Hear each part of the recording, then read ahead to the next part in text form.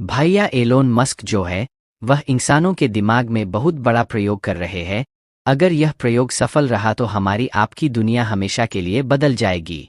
ये वीडियो देखिए।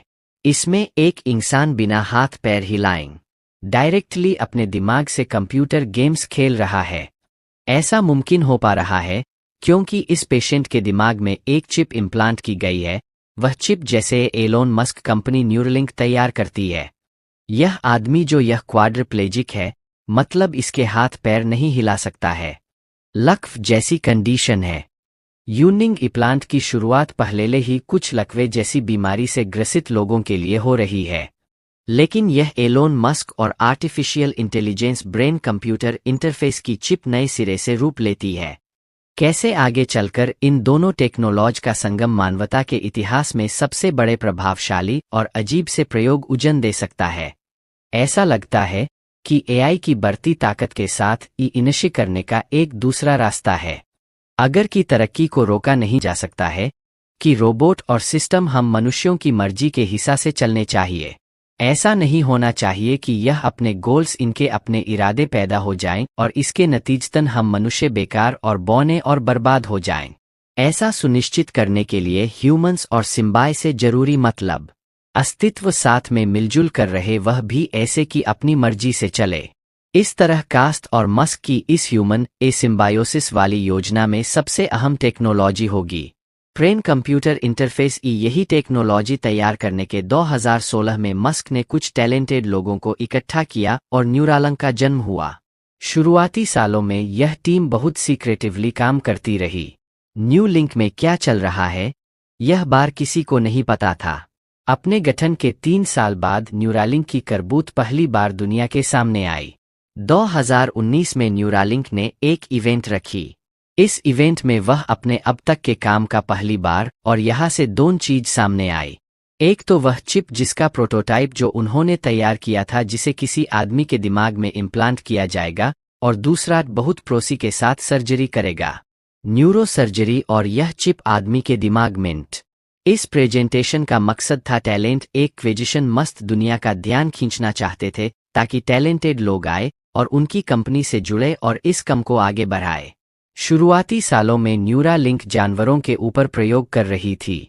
2021 में एक बंदर का दिमाग में लगी चिप के जरिए गेम खेलते हुए वीडियो पर रिलीज किया गया था।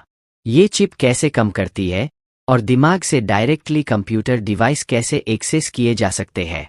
लेकिन जानवरों में टेस्टिंग के बाद न्यूरालिंक का अगला पड़ाव था इसे मनुष्यों के दिमाग में लगाना, और ऐसा करने के लिए अमेरिका में एजेंसी की परमिशन चाहिए होती है। उस संस्था का नाम है एफडीए। अमेरिका में लोगों के स्वास्थ्य संबंधी रेगुलेशन एफडीए देखती है, और एफडीए स्वस्थ लोगों पर प्रयोग करने के लिए इस चिप इम्प्लांट की इजाजत नहीं दे सकती। इस तरह के प्रयोग को तभी मंजूरी मिल सकती थी जब ये किसी बड़ी स्वास्थ्य समस्या को हल करने का तरीका पेश करें। इसलिए न्यूरलिंक ने ऐसे मरीजों को टारगेट किया जिन्हें किसी तरह के ब्रेन या स्पाइनल कॉर्ड डिसऑर्डर थे, जैसे क्वाड्रिप्लेजिया, मतलब इस नाम की कंडीशन होती है जिसमें दिमाग के शरीर के जरूरी हिस्से संपर्क टूट जाता हाथ पैर वगैरह से, तो वो और दिमाग का तालमेल नहीं जाता। जैसे मोमेंट कर रहा हूँ ये सब नहीं हो पाती, तो इस तरह के ब्रेन डिसऑर्डर्स का इलाज बहुत मुश्किल होता है और सर्जरी वगैरह यह सब कुछ है नहीं कारगर इलाज। न्यूरलिंक मैं अपनी चिप को इसके सॉल्यूशन की तरह पेश किया कि इससे लोगों की जिंदगी बेहतर हो सकती है।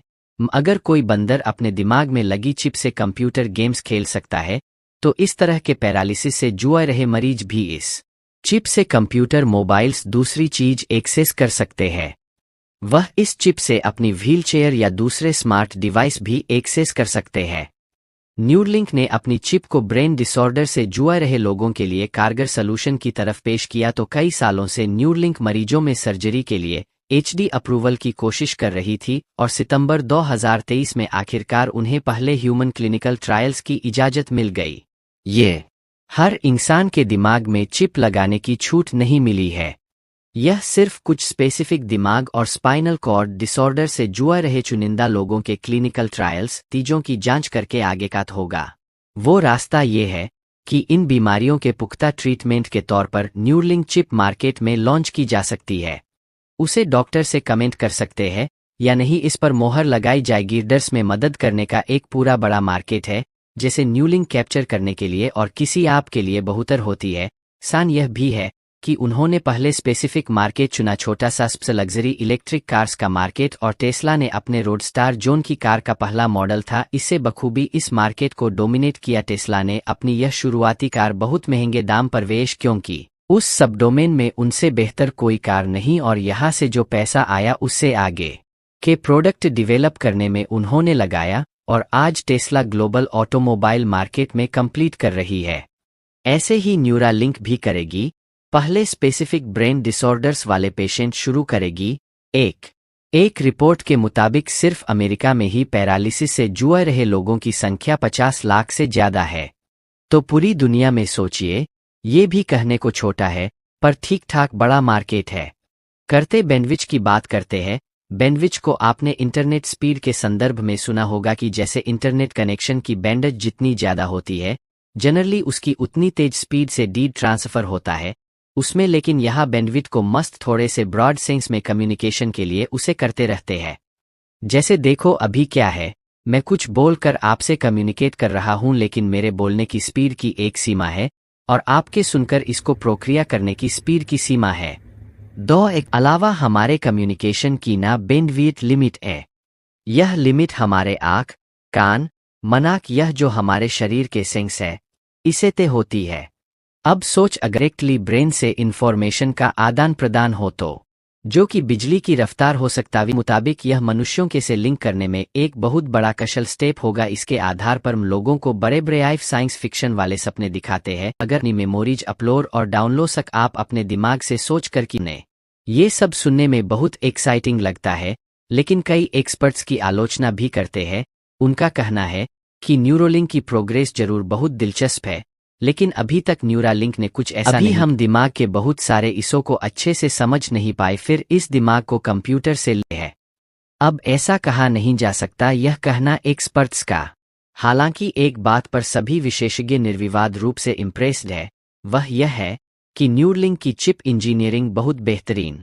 पहले कभी नहीं हुआ कि इतनी सी चिप के जरिए ब्रेन की इतनी सारी एक्टिविटी, इतनी इन्फॉर्मेशन रीड और प्रोसेस की जा रही हो। और यार, एलोन मस्क ने पहले भी ऐसे कम किया है जो कई एक्सपर्ट्स को प्रैक्टिकल नहीं लगता थे, जैसे कि उनकी रॉकेट कंपनी स्पेस एक्स है, जहां एक तरफ मस्क के दावे कल्पना की दुनिया में उपज दिखाई देते हैं, उन्हें हल्के में भी नहीं लिया जा सकता। मस्क खुद यह बात कहते हैं कि उनके इस गोल को अचीव करने यह है कि इस दिशा में प्रोग्रेस हो रही है और आगे ये प्रोग्रेस रुकती हुई दिखाई नहीं दे रही है, और जो भी हो फ्यूचर बहुत एक्साइटिंग होने वाला है, इतना पक्का है। लेकिन इस एक्साइटमेंट में हमें बहुत संभल कर आगे बढ़ाना होगा, हमें ह्यूमंस को। और याद रखिए वो कथन है, इस्तेमाल करें। और अगर आपको वीडियो पसंद आया तो लाइक करें, शेयर करें और इसी तरह के संबंधित वीडियो देखने के लिए हमारे चैनल को सब्सक्राइब करें।